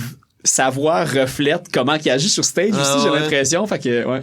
Ben, c'est cool. On vient d'enregistrer des nouvelles tunes, fait que il va en avoir plus. Comment que ça s'est fait? Parce que Roachleg, c'est une compagnie de disques de Boston, Brooklyn, ouais, c'est ça? Ben, c'est des amis, c'est des connaissances à nous autres, justement, de quand eux, ils jouaient dans Ultra Rock, puis un des gars qui, dans le fond, lui, qui nous a permis d'avoir la cassette avec eux.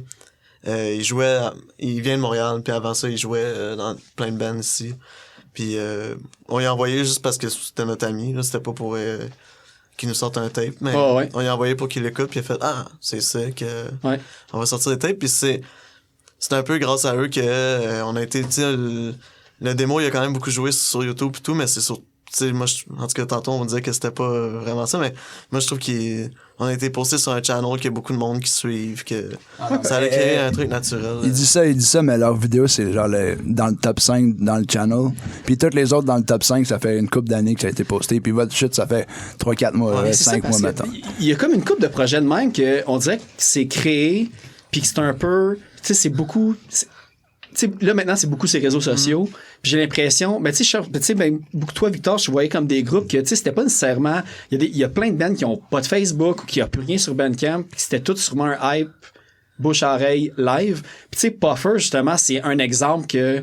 Je pense que cette semaine, vous avez parti comme un Instagram, mais il y a rien nulle part, mais tu sais, ça va aux oreilles de tout le monde, puis ça se rend... C'est quand même assez spécial comme... Ouais, c'est cool, mais c'est nice de se dire qu'on est encore dans une sous-culture un peu où c'est possible. C'est volontaire, dans le fond. Ben oui, je pense que aussi on est un peu peut-être pas assez sérieux, dans le sens que on voulait vraiment que ça... Tu sais, on voulait jouer une étape à la fois, tu sais, puis c'est pour ça que j'avais pas envie de commencer à envoyer genre le démo à des promoteurs que c'est ça leur job de faire des shows, tu sais, j'étais comme on va jouer des shows, là, puis si y a des shows plus sérieux, tant mieux, mais t'sais, une étape à la fois, tu sais, j'ai essayé toutes sortes d'affaires un peu musicalement, ou différentes approches, puis je trouve que le plus naturel que tu gardes ça, le plus justement, on n'a pas fait une page Instagram avant d'avoir fait une couple de choses, qu'on était comme, moi, personnellement, j'ai pas intérêt à suivre un band que j'ai jamais vu, tu sais, fait que c'est ça. Mais je fais ça tout le temps, mais pour le boulot. Ouais, c'est ça. Non, mais tu sais, c'est cool. Puis je trouve que tant mieux si les gens ils ont un degré d'auto-archivage aussi important. Mais on dirait, moi, c'est ça. Il suffit que tu vois le bon post au bon moment, une journée que t'es d'adon. Puis là, tu sais, dès que tu suis un band que t'as jamais vu, ben là, tu vas aller voir ce soir-là au show. Puis tout. Fait que, tranquillement, on va peut-être avoir un vrai site web. .ca. Puis là, c'est ça, là, un des trucs que je veux dire, parce que j'ai reçu John aussi de Mondays Bay quand j'ai reçu Citos. Puis tu sais, je tiens quand même à le dire encore au micro pour que d'autres mondes aillent voir. Mais tu sais, moi, Lonesome Valley de Mondays Bay, tu sais, chaque band ont leur raison, mais je suis vraiment triste quand j'ai appris ça. Parce que je pense que c'est l'album que depuis 2 ans, j'écoute le plus, tout style comparé encore. Là. Ah, c'est fait que je suis vraiment un gros fan. Puis c'est indémodable non plus. Fait que... Ben merci, c'est nice. On a eu du fun quand même à le faire, le disque. T'entends ça, Willy? Ouais, c'est ça. Hear that, Willy boy? On a eu du fun à le faire, le disque, puis on a eu l'occasion de faire ça, ce qui est, tu sais, j'ai jamais été dans un band où on pouvait se permettre d'aller 2 semaines à quelque part puis rien faire d'autre, tu sais. Fait que c'était vraiment une belle expérience, puis la pandémie a raison de nous autres là, pour plein de facteurs, mais j'encourage le monde à aller. J'encourage le monde quand même. C'est pas parce que le band n'existe plus que c'est plus bon. Puis allez écouter ça. Pour vrai, moi je capote là, comme je le décrivais, c'est comme de la musique en plus qui s'adapte au mood que t'es. Si t'es déprimé pis t'écoutes du Monday's Bay, tu vas être comme plus déprimé. Mais si c'est une belle journée ensoleillée, tu te promènes dehors, tu vas comme être super léger et joyeux en même temps. Là. Fait que. Je trouve que Esther, c'est une bonne. Comme Antoine, je trouve que c'est des bons. Des bons Jack. Lyricists en français, des bons. Paroliers. Des bons paroliers, tu sais. Dans le sens que Esther aussi, elle a une façon d'aborder les termes universels avec son point de vue. Mm-hmm. Puis. Avec une voix comme super réconfortante, on pourrait dire aussi. Fait que, Puis, c'est ça. Cool. Merci. Allez écouter ça. Puffer Monday's Bay. Ah, il y a une vidéo drôle aussi où je suis déguisé en mime. Ouais. Ça, dans un appartement. Ouais, je suis mes parents en plus. C'est ça. Bon, hey, vous pouvez passer le micro à Émilien. Oh, yeah! C'est parce que l'affaire, c'est ça. Tu sais, moi, à la base, j'avais déjà toute une entrevue pour Émilien. Puis là, je vais y aller. Je vais poser des questions vraiment... j'en ai une peut-être deep pour toi, mais je vais m'en garder parce que je sens qu'avec The Last Mile, Moving Target, The Nails, il y aura d'autres occasions. Fait que je vais pas tout brûler mon stock. Beaucoup. Ouais. Mais en fait, tu sais, je vais y aller direct parce qu'on parlait tous des premiers bands au secondaire et tout. Puis moi, le plus vieux que j'ai trouvé de toi, puis là, tu vas peut-être me dire, j'étais pas dans ce band-là, mais j'ai trouvé Radical Left. No! J'étais pas Radical Left, c'est un... Nardwar up in the house! Tu trouvais ça sur Québec Punk Scene? Soit sur ça ou en googlant sur Facebook, tu sais. Excuse, parenthèse, t'as-tu vu sur Québec Punk Scene la page de Scum Punch sur Québec Punk Scene? Ouais. Oh my God! Il y avait une bio assez détaillée. J'ai écrit en joke une bio fucking longue, là, comme un roman, genre, comme bio, là, mais que c'était comme...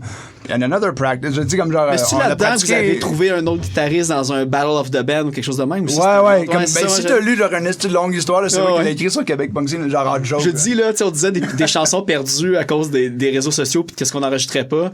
Si un jour quelqu'un veut savoir tous les textes de MySpace, Québec Punk Scene ou les autres, c'est tout archivé dans mon ordinateur, fait que vous allez tout pouvoir les retrouver à un moment donné.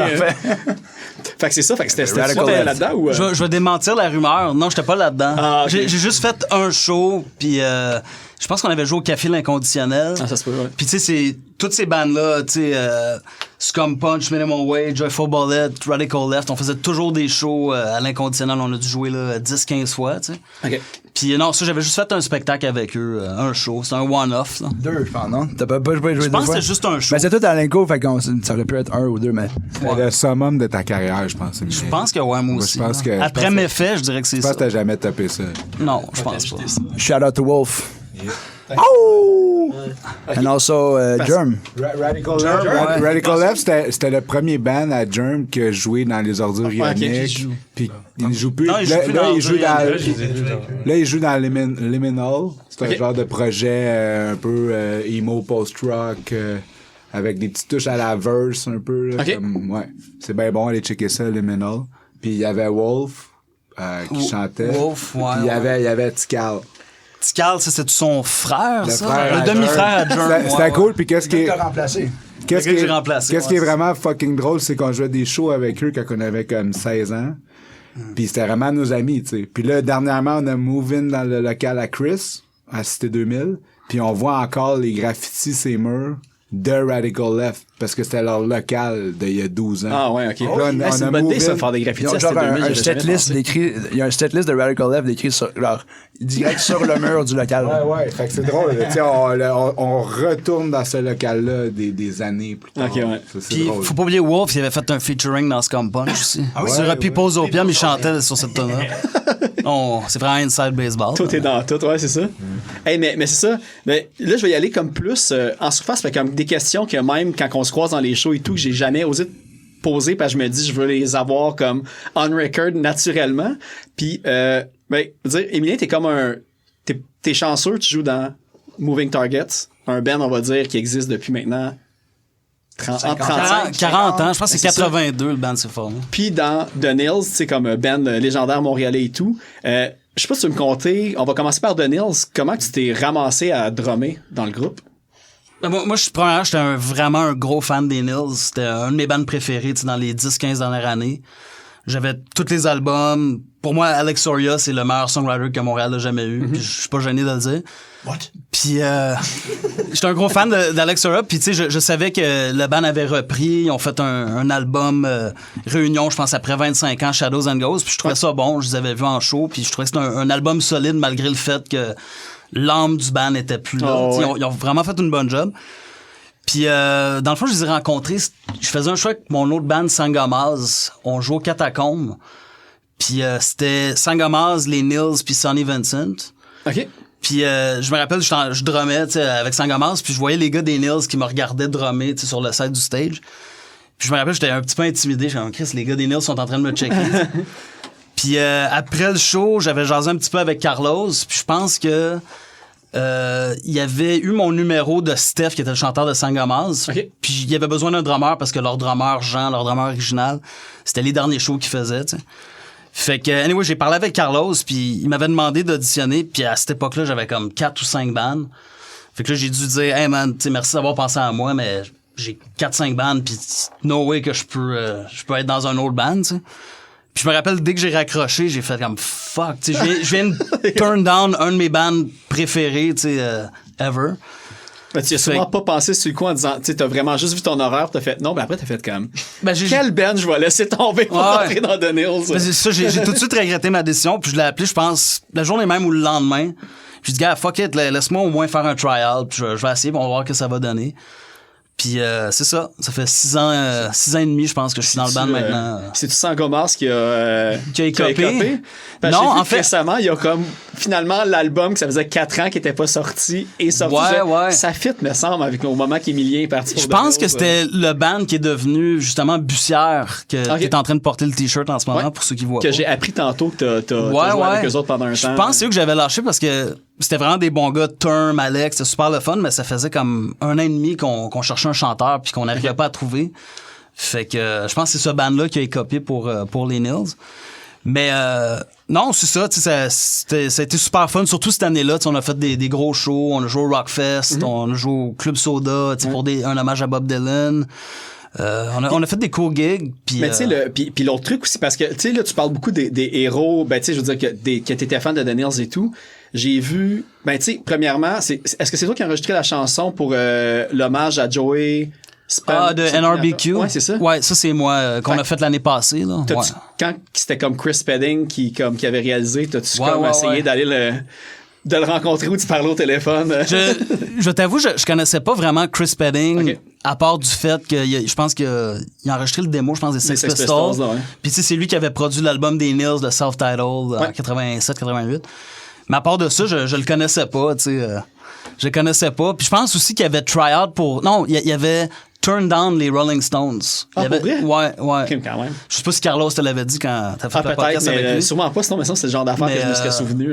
Ouais. Puis non, c'est ça. Fait que j'ai juste drummé sur cette tune-là. Mais là, on vient juste de finir de faire un EP de 5 tunes. Ouais. On a fait ça avec Peter Edwards de Grimmskunk ou Susan Indica. Puis je suis vraiment content, ça sonne vraiment bien. Puis pour ceux qui ont aimé l'album de 2015, Shadows and Ghosts, c'est une bonne continuation. Puis je suis vraiment fier, je trouve que ça sonne vraiment bien.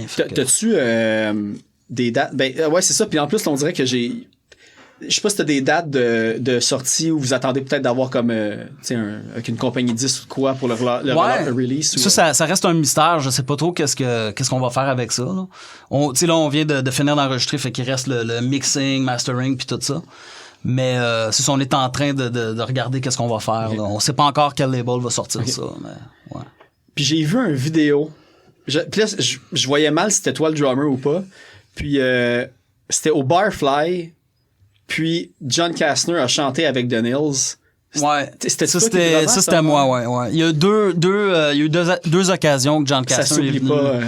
La première fois, c'était au Rockfest, puis la deuxième fois, c'était au Barfly. Je voyais que Doughboys, c'était dans ta liste aussi de bands. Ouais. Moi, c'est ça, les Nils, Doughboys, Asexual, Genetic Control, c'est toutes des bands que j'aime beaucoup. Puis surtout Doughboys, Nils, c'est comme mes bands canadiens préférés. Là. Tu dois être au courant là, déjà, là, mais je sais qu'en ce moment, ils travaillent pour faire un nouvel album des Asexuals. Là. J'ai entendu une rumeur, ouais. Envoie ton CV. Ouais. Jamais rendu le pire, c'est que je sais pas, en tout cas, c'est vraiment pas concret, mais à un moment donné, le drummer Paul Remington, justement, on était au Barfly, puis je pense que c'est cette fois-là que John Castner il est venu chanter avec nous. Il m'avait dit, comme un petit peu en semi-joke, il a dit on a été invité au Punk Rock Bowling à Las Vegas, puis je suis pas sûr si je peux faire la gig, t'aimerais tout ça la faire, puis finalement, il y a eu la pandémie après ça, mais je sais pas. Je sais pas s'il disait ça, s'il était sérieux ou non, mais en tout cas, je dis ça ici, là, moi, je serais le taguer. Je tag tout le monde. Ouais, c'est ça. Puis l'autre truc aussi que je voulais savoir, même histoire, mais pour Moving Targets, comment toi puis Yves vous êtes ramassés dans le fond dans Moving Targets? On va voir s'il dit la vraie histoire. Ouais, c'est ça. C'est une longue histoire. Je vais essayer de faire une histoire courte. Pour mettre en contexte, parce que, tu sais, Moving Targets, c'est quand même un groupe. Je trouve que l'histoire est... Le destin est comme un proche un petit peu de The Nils. Mm-hmm. Ils ont influencé plein de monde, mais sont restés dans l'ombre des plus gros qui ont comme plus percé, genre, on va dire, Oscar Do, Replacements, ouais. Fait que toi, t'étais déjà fan, mais comment c'est ça que tu t'es finalement ramassé dans un band américain? C'est un peu comme les Nils. J'avais tous les albums. J'étais un gros fan. Puis justement, il y a beaucoup de similitudes entre les deux bands. Les deux bands ont relativement commencé à peu près au même moment. Puis à chaque fois qu'il y a un review que tu lis de ces années-là, des années 80, des deux bands, ils parlent tout le temps d'Husker Du, de Replacements, puis ces bands-là. Puis moi, j'aime tout. Tu sais, Husker Du, c'est mon band préféré. Fait que je gravite autour de n'importe quelle band qui a un peu ce son-là. Puis je pense que Moving Target, je les avais découverts parce que j'avais une genre de bio non officiel d'Husker Du. Puis il y avait un genre de chapitre à la fin qui disait si t'aimes Husker Du, check toutes ces bandes-là. Puis tu sais, il y avait genre Soul Asylum, le vieux Soul Asylum, Goo Goo Dolls, Squirrel Bait, Moving Targets. C'est comme ça que j'avais découvert le band. Okay. Puis je me rappelle même avec Deep Well, on avait une tune qui avait pas de nom encore sur le premier release. Puis je pense on l'appelait la tune Moving Targets parce qu'il y avait un riff qui était vraiment similaire. Okay. Puis je sais que j'en avais parlé à Max, puis j'avais fait découvrir le band puis tout. Puis d'ailleurs, c'est avec Max que on a fait un road trip, on est allé voir le band qui jouait près de Boston à LOL. Puis c'est là la première fois que j'ai rencontré Kenny. Il faisait c'était censé être le dernier show du band parce que tu sais le band avait arrêté je pense au milieu des années 90. Puis ils ont fait peut-être 4 ou 5 réunions à travers toutes ces années-là. Tu sais, Kenny était resté solo, puis il faisait des affaires qui avaient pas trop levé, mais il faisait toujours ses affaires. Puis c'est ça, on est allé voir ce show-là. Puis j'ai jasé un peu avec Kenny, mais pas trop. Puis on est resté en contact, on s'est addé sur Facebook.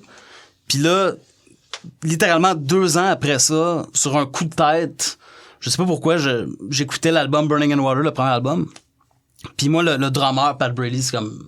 À la minute que j'ai entendu son drumming, c'est devenu un de mes drummers préférés. Je me suis juste dit en joke, je vais aller à mon local de pratique, je vais faire un cover, je vais me filmer, puis je vais mettre ça sur YouTube en blague comme ça. Puis qu'est-ce qui est lag avec des bonnes avec intention? Puis c'est ça qui est drôle. En plus, je jouais avec O-Cards dans ce temps-là, puis je pense que tu as eu Dan César. Ça se peut-tu c'est toi qui as fait le premier EP dans le O-Cards, le premier album. Mais je pense que c'est ça, tu avais reçu Dan. Ouais, Dan, je l'ai vu pour Sober Dawn, puis Les Mains Sales, je pense. Les Mains Sales, c'est ça. Ouais, c'est ça. Ouais. Fait que dans ce temps-là, la liste était longue. Ah oui. Puis c'est ça, dans ce temps-là, le local de pratique d'O-Kart était super loin, c'était à Pointe-aux-Trembles. Puis d'habitude, dans tous mes autres locaux que j'ai eus, j'allais toujours jouer, mettons, une fois par mois du drum tout seul, juste pour pratiquer. Mais là, ça faisait 1 an et demi qu'on avait ce local-là à Pointe-aux-Trembles, puis j'étais jamais allé parce que c'était trop loin. Puis là, cette soirée-là, je me suis botté le cul, je dis fuck it, je vais aller faire en joke le cover de Moving Target. Je pose ça. T'as vu, c'est une fucking joke, dude. Ouais, je sais, man. Jokes on me. Fait que là, le lendemain, je pose ça sur YouTube, puis Kenny l'a vu, le chanteur. Puis il a écrit c'est fucking nice cover. Il dit fuck, on devrait aller jouer cette tune-là en Europe. Moi, je pensais qu'il niaisait. Je pensais que c'était une joke. Tout le monde niaise tout le temps. Fait que là, Puis, fait que c'est ça. Kenny l'a vu. Il a dit, on devrait aller jouer ces tunes-là en Europe. Puis, là, moi, j'ai écrit. J'ai dit, t'es-tu sérieux? Parce que, si t'es sérieux, je suis fucking down. Là, c'est un de mes bands préférés en ce moment. Puis il m'a demandé, il a dit, par hasard, tu connaîtrais-tu un bassiste? Parce qu'il dit, sinon, on pourrait se booker une tournée en septembre-octobre, mais tu sais, la personne que j'ai en tête, elle habite en Europe, fait qu'on pourrait juste pratiquer juste avant. Pis... Fait que tu sais, il y a comme, t'avais déjà la job puis la tournée qui commençait à se booker avant même que t'avais dit, hey, t'étais officiellement le drummer. Ouais, c'est ça. Je pense que la même semaine, il a déjà posté s'il y avait du monde qui était intéressé à booker une tournée européenne. Fait que là, moi, par hasard, j'avais vu Yves jouer au Barfly avec son band. J'étais ami avec Yves, mais c'est la première fois que je le voyais jouer de la bass. C'est une machine du live, ce gars-là. Ouais, c'est comme il jump partout. Puis, en tout cas, il est vraiment énergique, il amène beaucoup d'énergie. Puis, il y avait un style qui fitait vraiment, surtout le premier album, parce que pour ceux qui savent pas, le premier album, Burning in Water, c'est très busy, à la Descendants, Face to Face. Lui aussi, il fait des vidéos de cover sur YouTube. Ouais, c'est ça. En fond, c'est ça le truc, c'est de faire des vidéos cover de ses bandes préférées, puis c'est ça la morale. Mais fait que c'est ça, j'ai vu Yves jouer, puis c'était dans la même journée ou la même semaine que Kenny m'avait demandé si je connaissais quelqu'un. Okay. Fait que là, j'ai dit, hey, il y aurait mon ami Yves que je viens juste de voir, ça serait le fit parfait. Fait que là, le fait que moi puis lui, on habite à Montréal, on pouvait pratiquer le 2/3 drum bass, puis on arrive, on est prêt, au moins on est tête la section rythmique. Fait que c'est ça qu'on a fait. On pratiquait comme des malades à chaque jour. Puis là, entre-temps, il y a eu des shows qui sont bookés pour l'été. Puis là, on parle, là, c'était comme fin avril, début mai. Fait que là, on avait un show avec Jerry's Kids, qui est un band légendaire de Boston sur Tang Records. C'est avec des membres de Gangrene qui faisaient leur dernier show. Leur dernier show, hein, ça. C'est leur dernier show. Fait que là, tu sais, ça laissait vraiment moins de temps, là. Ça laissait comme un mois et demi. Fait que là, c'est ça, moi pis Yves, on s'est mis à pratiquer comme des malades. Puis on a jammé une fois avec Kenny la veille de ce show-là. Puis ce qui est drôle en plus, c'est que, tu sais, Kenny, quand il jamme, il chante jamais, tu sais. Fait que la première fois que j'ai entendu sa voix, c'était avec le retour des moniteurs sur le stage devant 500 personnes, un show sold out. Ouais. Puis c'était vraiment, là, ça aurait pu aller d'un bord comme de l'autre, mais finalement, on s'est croisé les doigts, puis ça a vraiment bien été, tu sais. Puis après, on a fait la tournée en octobre. On a fait une couple de shows aussi avant ça, là, mais ça a commencé comme ça. Qu'il y a pas longtemps, vous avez enregistré un album avec J. Robbins aussi à Baltimore direct. Ouais. Fait que ça, est-ce que vous avez une date de sortie ou de quoi anticipée, on va dire? Ouais? Le label au UK, Boston Edge, ils ont dit que ça va être début 2023, mais je sais pas si c'est janvier, février. Dans ces eaux-là. Ça fait déjà depuis fin avril, début mai qu'on a reçu les mix finaux. Puis c'est ça, on espère une sortie là, début 2023. T'espères-tu que le EP de Nils puis que l'album de Moving Target sortent exactement en même temps que la même journée album de Méfait? Ça serait malade. c'est ça mon but. C'est bon. Sinon, c'est ça. L'autre truc que j'ai oublié tantôt de demander, Victor, Puffer, tu sais, t'as dit que vous avez enregistré de quoi, puis j'ai oublié de te demander c'est quand que ça allait sortir, juste pour que le monde se tienne au courant un peu. Ça va sortir, ben là, avec les presses, on a les nouvelles tunes, on aimerait ça les sortir en vinyle, fait on va essayer de trouver quelqu'un qui veut les sortir, puis ça risque de prendre un autre 6-7 mois avant que les disques arrivent, j'imagine. Là, fait que j'imagine si tout allait vraiment bien en même temps que l'album de Moving Target, on va faire un bundle. Là. Ça va être compliqué. L'autre truc que je t'ai demandé à Félix, en fait, c'est que vous on a parlé d'Ad Vitam un petit peu. Ouais. Vous avez été sur comme une compilation. Là, je veux juste être sûr de nommer toutes les bandes, tu sais, avec Force Majeure, Béton Armé, puis Ultra Razia. Ouais. Puis ça s'appelle comme la nouvelle vague montréalaise. Ça s'appelle Montréal tombe. Ah non, c'est vrai, mais la description, c'était la nouvelle vague montréalaise. C'est ça. C'est un jeu de mots avec la tune Marseille tombe de Warrior Kid. C'est sorti sur un label en France, fait que c'est comme un peu... c'est Primator Crew. Primator Crew, ouais. C'est comme un peu une présentation des bands de Montréal dans la vibe oil là, de Primator. Là. Est-ce que tu sens vraiment que pour vrai... Mais là, je sais plus où je l'ai vu dans le fond comme la nouvelle vague montréalaise. Je pense que c'était peut-être quand ils vendaient les albums ou quoi, que c'était comme ça qu'ils l'annonçaient. Est-ce que tu sens vraiment qu'il y a comme un genre de nouvelle scène qui se crée comme... solide puis persistante dans le fond dans ce genre-là avec une larme à l'œil. Ouais, c'est ça. non, je sais, mais tu sais, je veux dire, t'es... Ben, écoute, je pense que la gâchette, c'est pas non plus très loin, on va dire. Je pense que la COVID a donné lieu à plein de petits bonbons qui sortent le Puffer, man, puis c'est ça, là. Ouais, ben je pense. Je peux. non, mais les bands. Moi, Ultra Razia, Béton Armé, Force Majeure, genre, il y a Ad Vitam, même si c'est mort, je veux dire, c'était cool ce qu'on faisait beaucoup de Ça choses roule ensemble, beaucoup puis aussi, ça les roulait, autres puis le monde, il y avait une espèce de hype là, C'est avec tout ça. quand même des bands locales qui peuvent genre booker les fouf puis ça marche. Exact. Fait que c'est big. Exact. C'est ça, comme j'allais continuer ton point, Félix. Tu sais, cet hiver, on a vu... il y avait un gros band là, de Vancouver là, qui jouait de Oil. Là.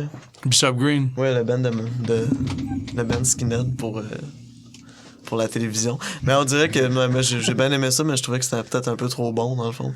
Mais... tu sais, tu le vois, c'est ça, les bands locaux de toutes sortes de genres. Il y a beaucoup de bands Oi ou adjacents Skinhead là-dedans, mais depuis que les shows ont recommencé, il y a autant de monde dans les shows locaux que comme avant, que c'était des gros bands en tournée, tu sais, qui venaient.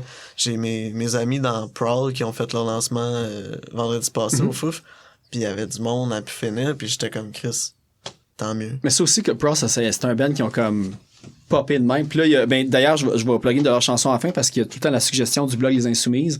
Mais tu sais, il y a Deadbolt aussi qui a comme popé. Puis là, tout d'un coup, là, tu sais, t'es vois sur plein de flyers. Puis, je pense qu'ils jouent à chaque 2 jours. Là, ouais, ils jouent sûrement demain. ouais, c'est ça. Peu importe la date de sortie, ils jouent demain. Mais c'est ça, quand. C'est nice de voir ça. Je trouve ça cool. Ben, puis aussi, c'est toutes des bands, je pense, comme tu sais, sur la compile, j'ai l'impression que c'est toutes des bands qui ont joué comme en dessous du viaduc Van Horn pendant la pandémie, j'ai l'impression, au moins une fois. Je sais pas si Ad Vitam vous l'aviez fait. Mais sans Force Majeure, j'avais vu, puis tout, puis ça avait comme... Force, peut-être. Ben, ça a créé comme une nouvelle... Carl avait joué avec Private Hell, mais Force Majeure, je sais pas. Ah, peut-être c'est ça que j'ai Mais... Béton Armé, ils ont joué là avec FaZe, puis c'était cool les shows. Justement, on n'avait pas beaucoup de salles. Là, en dessous du viaduc Van Horn, ça fait des shows le fun. Mais je me suis demandé, parce que là, il y a l'entrepôt 77 maintenant qui book des shows, puis c'est juste à côté, mais comme officiel. Ça, je connais pas. C'est à côté du skatepark, carrément, mais il y a comme une génératrice puis tout que tu peux aller te plugger, puis je pense que c'est la municipalité ou l'arrondissement, je sais pas comment tu dis ça. On a été récupérés. OK, mais c'est ça. D'après moi, ils ont vu ça, puis ils ont comme trouvé que c'était une bonne idée, puis ils l'ont fait d'une manière que... Ça va être pareil, mais moins bon. Ben, c'est ça, ça va. Faut falloir que t'appelles quelqu'un pour booker au lieu de te pointer là pour jouer. Tout le temps, je trouve que tu vois déjà avec les shows qui sont annoncés au bâtiment 67 que c'est pas la même... C'est du monde que c'est leur job de booker des shows qui font des shows là, tandis que quand c'est en dessous du viaduc, c'est un peu genre... c'est ce qui est nice aussi, c'est que c'est du monde qui veulent faire de quoi qui le font. Les deux ont leur place, là, mais mettons, d'habitude, j'ai plus de fun dans un show... guérilla un peu, ouais. Je trouve ça... Puis là, plusieurs années, il y avait même des shows dans le fin fond du trou de cul d'Hochelag, là, genre, tu sais, dépasser le... Ah, c'est le terrain vague d'Hochelaga, hein. Ouais, on avait joué là avec Moeco, puis c'était cool, ça aussi. J'ai toujours trippé ces shows de génératrices, dans le fond. Est-ce que tu viens de nommer un autre band dans lequel tu as joué? Mais il existe ça encore, Moeco, justement? Moeco, c'est un gars tout seul. Dans le fond, c'est Nick, c'est un de mes bons chums. Ça a toujours été comme son band. Tu sais, j'ai jamais rien écrit. J'ai joué sa musique, là, mais... Ça a vraiment... Ça existe encore, mais... OK, c'est ça le projet que j'ai pas vu, qu'il y avait une date de fin. Là, fait que... Non, c'est quand ils font des shows. Ils viennent d'annoncer des shows. Ils font 2 shows cette année, ouais, c'est ça. Bon. Mais c'est ça, Nick, maintenant, il habite comme plus loin, là, puis il fait son band. Il fait son band quand ça donne, là, puis...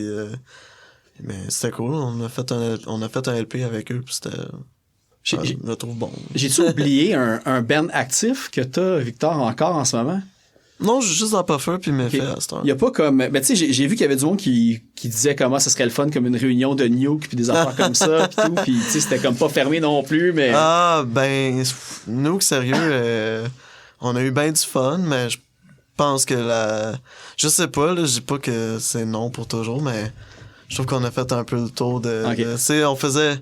dans le fond, on avait enregistré un album au complet, puis finalement, notre chanteur, sa vie s'est drastiquement améliorée. Fait qu'il n'y a jamais eu de lyrics vraiment à mettre dessus. Puis on a fait comment? Ben, on peut arrêter le band, dans le fond. C'est un peu ça, là. C'est un peu veg, mais... T'as pas pensé ruiner la vie de ton chanteur? Ouais, pour comme avoir des bonnes tunes, de la bonne art. Tourmenté. Ben ouais. Non, mais tu sais, on a eu bien du fun, puis les shows étaient assez comme... à quelques reprises, on a eu des shows légendaires, là, comme le show à Rimouski. Mais... C'est une vedette locale. Mais tu sais, on a eu une couple de bons shows, fait que des fois, le monde, ils vont nous parler de ça, surtout dans la scène hardcore, genre, ouais, vous pourriez faire un autre show parce que c'était nice, tout le monde se tapait sa gueule, mais on dirait que... je me sentirais poseur un peu aussi là, d'aller faire ça. Là. Je suis pas vraiment... Headliner. Je suis pas vraiment un gros tough, là, fait que ça... Ouais, mais malgré que tu joues quand même, t'as joué dans des bands quand même hardcore plus souvent que beaucoup d'autres mondes, fait que tu peux pas être poseur d'avoir fait beaucoup. Non, c'est ça, mais ce que je trouve cool du hardcore aussi, puis ça, c'est vraiment quelque chose, une opinion un peu personnelle, là, mais surtout ce style-là, je trouve que c'est cool quand c'est éphémère parce que c'est un peu quelque chose que tu vas chercher ou que tu fais quand t'en as besoin. Pis t'as pas besoin de faire comme 15 albums de peu importe. Mais éphémère. Mais éphémère. Il fallait que tu sortes un jeu de mots, Non, mais tu sais, comme je trouve la musique de Méfait, ça se porte mieux à s'étendre puis à faire des trucs... Explorer. Tu sais, tandis que, genre, je pense pas que nous, qu'on aurait pu faire, genre, 4 albums puis qu'ils soient bons, là. Genre, en tout cas... C'est plus rectiligne, comme style monolithique, qu'on dit. Comme, c'est un bloc... Ouais, puis je trouve ça cool, ça. J'ai joué dans plein de petits bands qui ont... On a fait une cassette, puis après ça, ben, la cassette est faite, puis...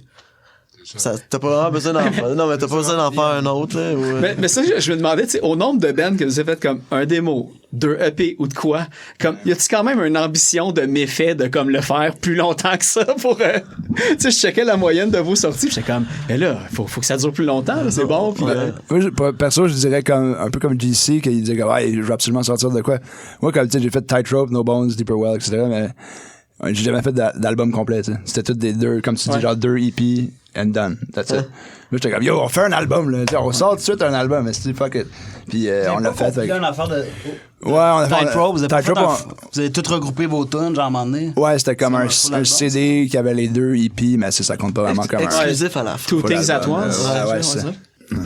Là, on a fait un LP, puis sûrement que les prochaines choses qu'on va sortir, ça va être des EP ou des splits, là, tu sais. On a aussi oublié de dire que shout-out à Max qui a mixé l'album. Ouais.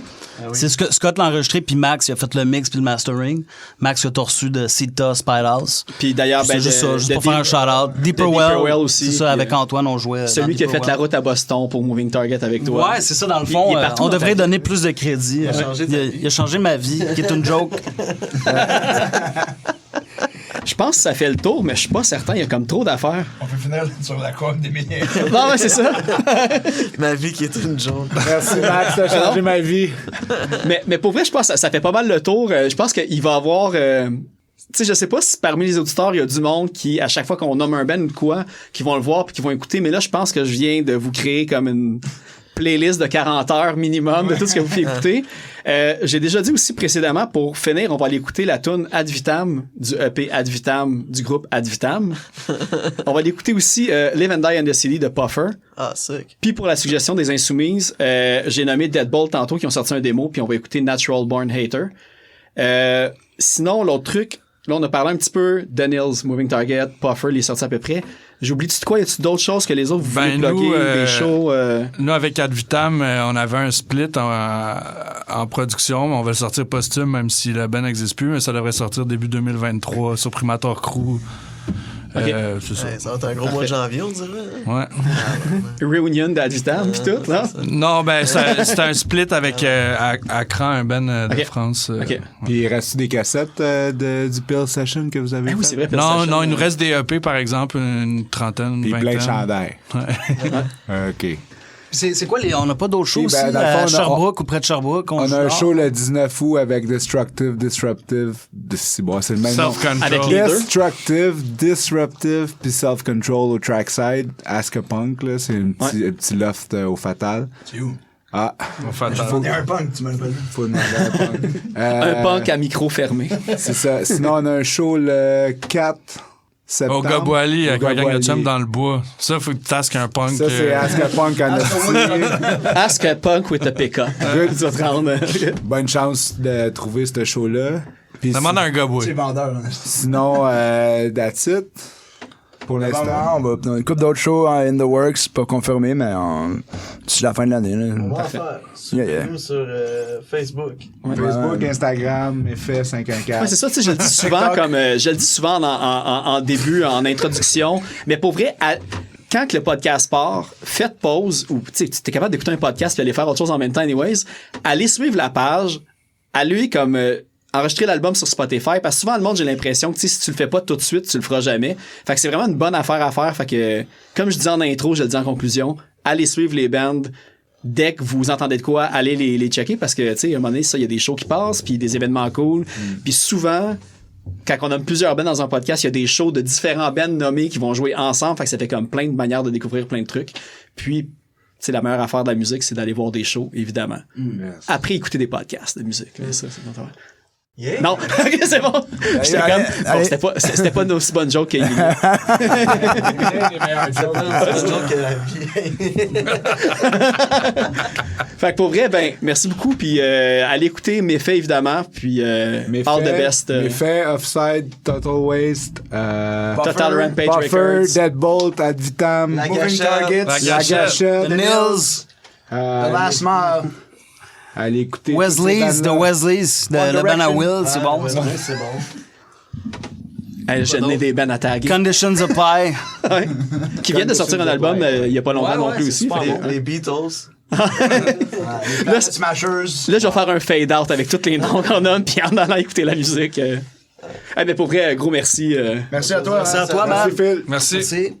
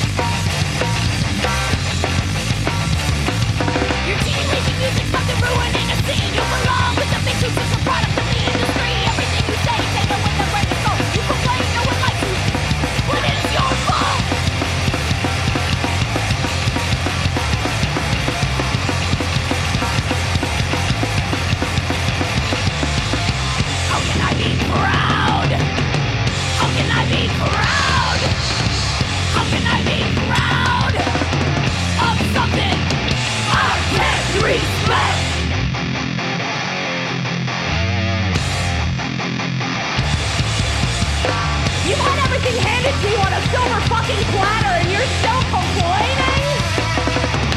You turned your back on the people that put you on for years. Stop trying to catch out on your friends. You fake!